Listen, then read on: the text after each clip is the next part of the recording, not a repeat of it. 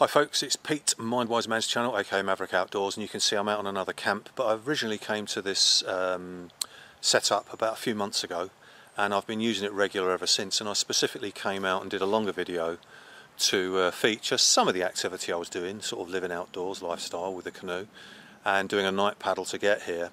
But it was also to do 3 separate videos on reviews on different bits of kit.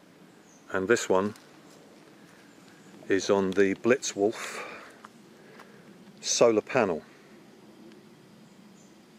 It's Velcro fastened all the way along to securely keep the folded up 3 panels. You can see that they're, I think they're a little bit more of a progressive advanced type of panel. They seem to have a very strong surface, but this one seems very sort of strong and sturdy compared to some other ones, smaller and the same size, and if not larger than this one. But I'll just fold it back up partially, and inside here are the 2 USB connections. It comes with a USB lead with also a mini plug to go into any device which you want to charge up. It's the larger USB plug going into either of those 2 sockets, so you can have 2 things charging at once. So here I've got the lead in situ, plugged into the USB socket, and then plugged into the base of my phone, which in turn, taking care, can be put into the pouch specifically to keep whatever you're charging protected and just out the way.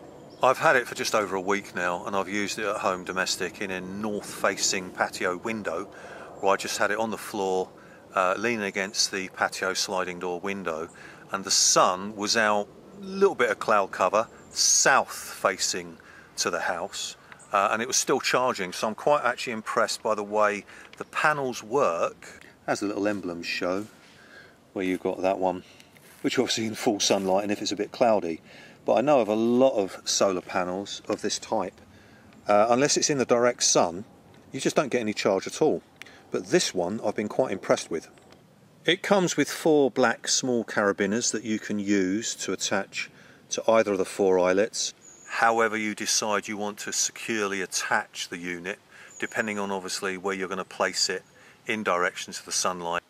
And within the USB plug-in unit, there's a small sort of microchip device that actually can define what type of unit you're plugging into it, and will actually regulate the power charge, so it's relevant to what it is you're charging, so you don't get any power surge or anything that might affect the unit that you're trying to charge.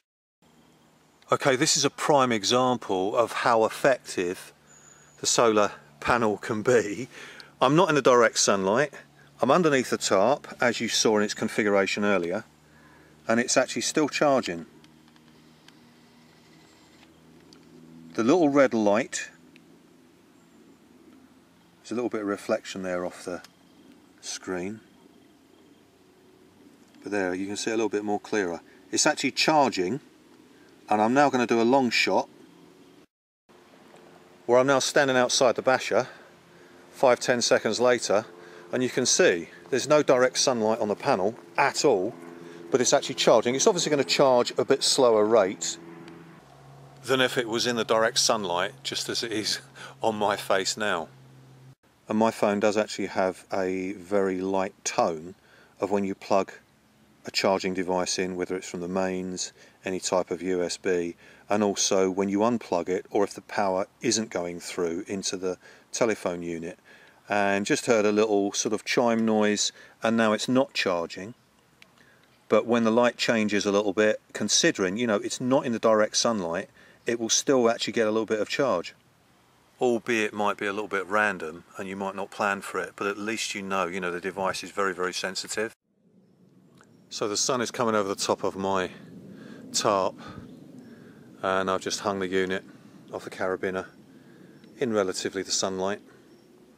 Convenient position. Being careful of placing the phone, I've sort of wedged it in to part of the pocket, and where the Velcro fastening is just here, I sort of wedged that in. But you could make your own sort of securing device if you wanted to improvise it and amend it and personalise it in any way that you wanted to. So really the world's your oyster as far as how you want to configure the position of the 3 panels to actually take the charge from the sun or any sort of reasonable good daylight that's around. So you could hang it from your rucksack or anything that's exposed to sunlight, daylight, while you're on your travels, or like in my case while I'm paddling in the canoe. If my back is to the sun, then it's obviously going to go behind me, or vice versa if it's round the other way. I've got a lantern that I use a lot when I'm actually outdoors doing my activities, and also there's these are quite popular nowadays. There's a whole range of different manufacturers that make them. This one's a charging stick, but it's also got a torch as well, and then this one is just an ordinary charging stick, which virtually gives about nearly 70, maybe up to 80% to recharge your battery on the phone from flat. But of course what I'm leading up to is, if my phone's already fully charged, then I can get extra backup if I've used this for the torch and lighting purposes, or if I need it for sort of mobile backup if the weather's going to be a bit naff and I can't expect the solar panels to actually recharge because it's too dark.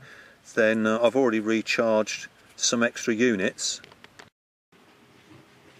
and the same goes for the little stick chargers or anything else.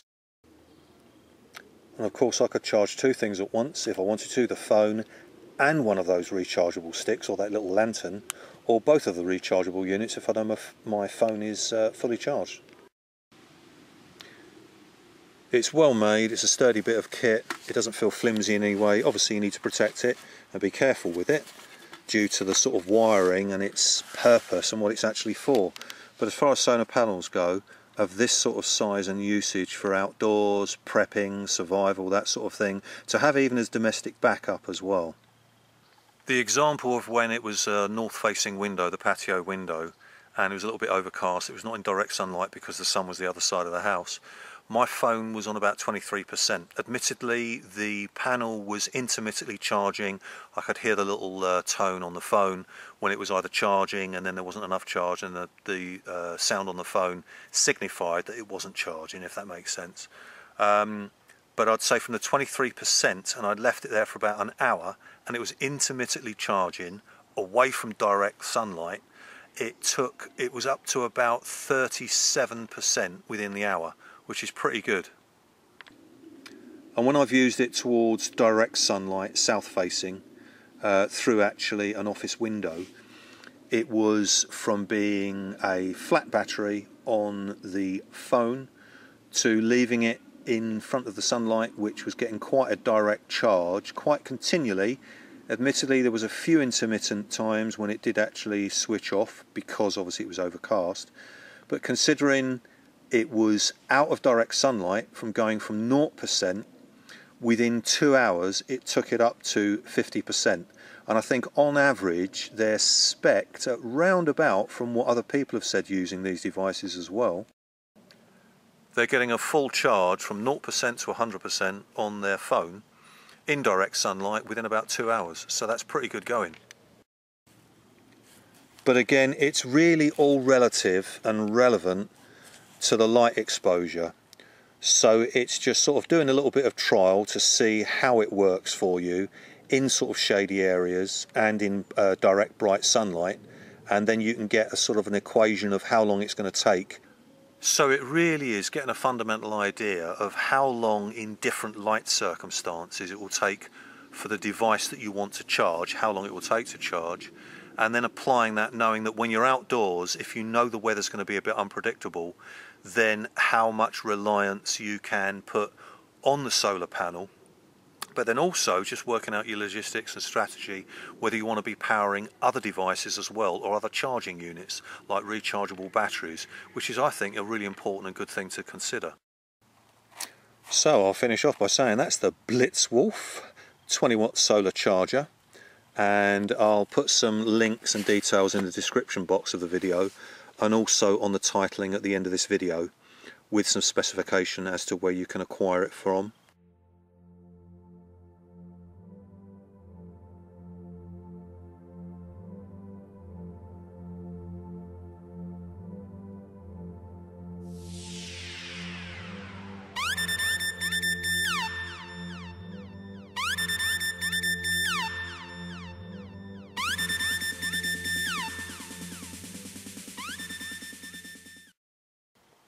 So I hope that's helped, especially in this day and age where people want sort of recycling energy and convenience for prepping, survival and just general outdoor activities. So as far as solar panels that I've used, and I know that other people have used as well, even bigger sort of panels, but obviously not that convenient to take in your pack when you're out for the day or doing outdoors activities on the move. So as far as lightweight, easy transit, put in your pack when you're doing your outdoors activities, or as I say, you know, if you need it for a domestic backup, it's really convenient. It doesn't take up much space, it's very well made, and as far as solar paneling goes, it's a really good little bit of kit. So at this point I'll say thanks for watching, appreciate your interest, hope you found that of interest, and catch you in another video soon. Cheers, take care.